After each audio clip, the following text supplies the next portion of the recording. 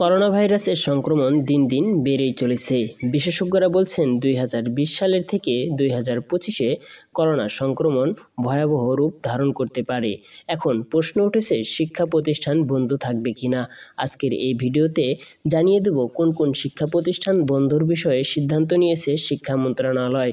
এজন্য সম্পূর্ণ ভিডিওটি না টেনে দেখতে হবে। চ্যানেলে নতুন হলে অবশ্যই চ্যানেলটি সাবস্ক্রাইব করে আমাদের পাশেই থাকবেন।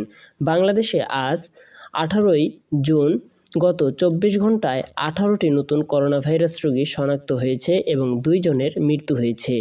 ওই সময়ে 312টি নমুনা পরীক্ষা করা হয়, যার ফলাফল পজিটিভ হার 5.77% হয়। তো বুঝতেই পারছেন করোনা ভাইরাসের সংক্রমণ কতটা বেড়ে চলেছে। বিশেষজ্ঞরা বলতেছেন যে সংক্রমণের হার যদি 10%-এর উপরে যায় তাহলে প্রাথমিক পর্যায়ের যে শিক্ষা প্রতিষ্ঠানগুলো রয়েছে অর্থাৎ প্রাইমারি স্কুলগুলো সেগুলো বন্ধ ঘোষণা করা হবে। এবং তার সঙ্গে তেনারা আরও জানিয়েছেন এইচএসসি পরীক্ষার তারিখ পরিবর্তন করা হবে অচিরেই। সকলে ভালো থাকবেন, সুস্থ